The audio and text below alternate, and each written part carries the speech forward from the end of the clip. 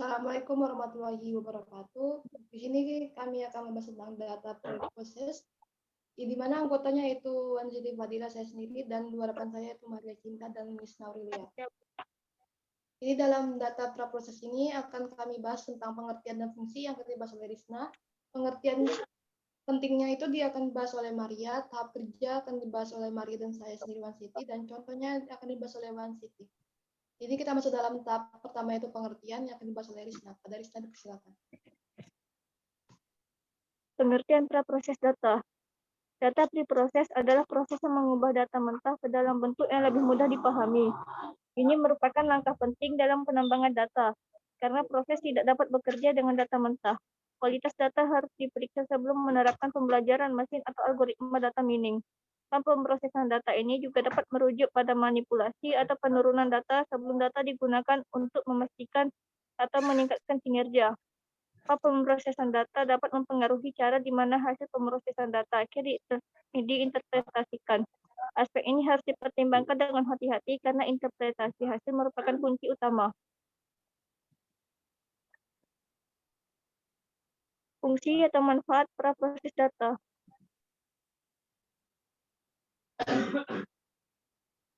Adapun beberapa fungsi atau manfaat dari praproses data adalah sebagai berikut. Yang pertama, membuat data lebih mudah untuk dibaca. Kedua, mengurangi beban representasi dalam data. Ketiga, mengurangi data missing secara signifikan.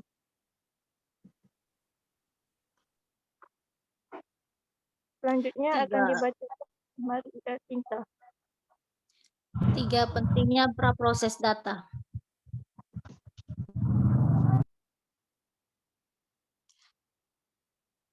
Pentingnya praproses data di data mining adalah yang pertama akurasi, yang dimana untuk mengecek apakah data yang dimasukkan sudah benar atau tidak. Yang kedua completeness, untuk mengecek apakah data tersedia atau tidak tercatat. Yang ketiga konsistensi, untuk memeriksa apakah data yang sama disimpan di semua tempat yang cocok atau tidak. Yang keempat timelines, data harus diperbaharui dengan benar. Yang kelima, believability, data harus dapat dipercaya. Yang keenam, interpretability, yang dimana itu keterbacaannya adalah data. 4. Tahap kerja praproses data.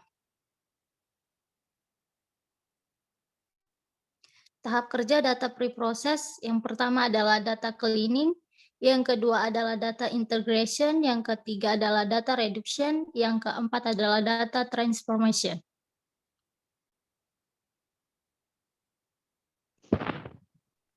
Yang pertama, data cleaning, yang dimana dalam tahap kerja ini data dibersihkan melalui beberapa proses seperti mengisi nilai yang hilang atau menghaluskan noisy data. Data juga bisa dibersihkan dengan dibagi menjadi segmen, yaitu memiliki ukuran serupa, lalu di-binning.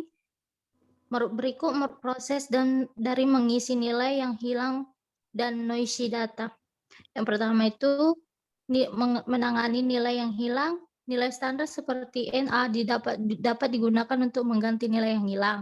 Yang kedua, noisy data umumnya berarti kesalahan, acak, atau mengandung titik data yang tidak perlu. Binning adalah metode ini untuk menghaluskan atau menangani noisy data. Pertama, data diurutkan, kemudian nilai yang diurutkan, dipisahkan dan disimpan dalam bentuk bin. Ada 3 metode untuk menghaluskan data dalam bin. Yang pertama, penghalusan dengan metode bin min, smoothing by min median, dan smoothing by bin boundary. Next one.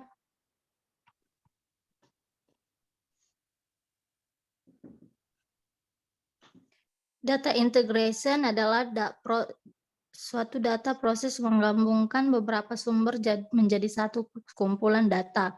Proses ini data dengan representasi yang berbeda disatukan dan semua konflik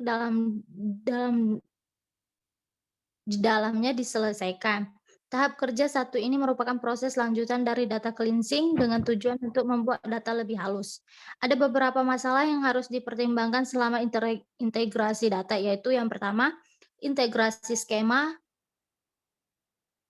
yaitu mengintegrasikan metode metadata atau satu set data yang menjelaskan data lain dari sumber yang berbeda. Yang kedua, masalah identifikasi entitas, mengidentifikasi entitas dari beberapa database.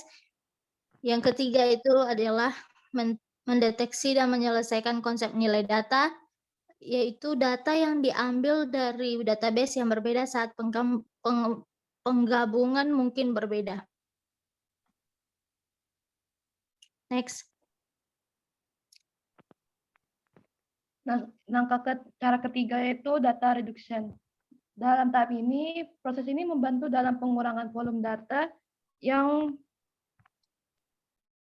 membuat data lebih mudah menghasilkan hasil yang sama atau hampir saja membantu mengurangi ruang penyematan.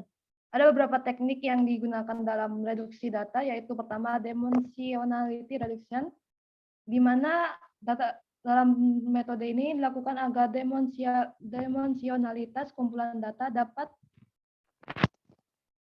direduksi. Yang kedua yaitu metode data compression, yaitu data dapat terkompresi dengan yang biasanya untuk losses atau lossy. Ketika tidak ada kehilangan informasi selama kompresi itu disebut dengan kompresi lossless. Silakan kompresi lossy untuk mengurangi informasi tetapi hanya menghapus informasi yang tidak perlu. Tahap yang terakhir itu data transformation. Tahap ini dilakukan untuk format atau struktur data yang disebut dengan transformasi data. Angka ini biasanya disederhanakan atau kompleks sesuai dengan kebutuhan. Ada beberapa metode yaitu smoothing, yang kedua yaitu aggregation, yang ketiga discretization, dan yang terakhir normalization. Jadi dari semua materi yang sudah dipaparkan, ada pun contoh dari pra-proses data pada kasus yang kami angkat, yaitu data kasus penyakit yang ada di Kampung Bugis, Puskesmas Kampung Bugis. Nah, ini merupakan sebagian data mentah yang bisa kami paparkan sebelum dilakukan proses screening. Di sini ada data kosong yang tidak kami pakai. Dan setelah kami saring dari data tersebut, data yang didapatkan adalah sebagai berikut dengan jumlah data itu 15, penyakit yang diderita oleh laki-laki dan perempuan.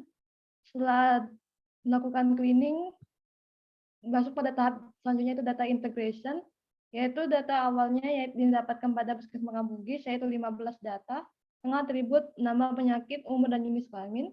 Lalu ada pun data yang lain, yaitu data Puskesmas Kampung Bugis pada bulan November di tahun yang sama, yaitu memiliki 20 data dengan atribut nama, penyakit, umur, dan jenis kelamin. Jadi dari dua data tersebut, yang mana data awalnya itu ada 15 dan data setelah di cleaning itu adalah 35.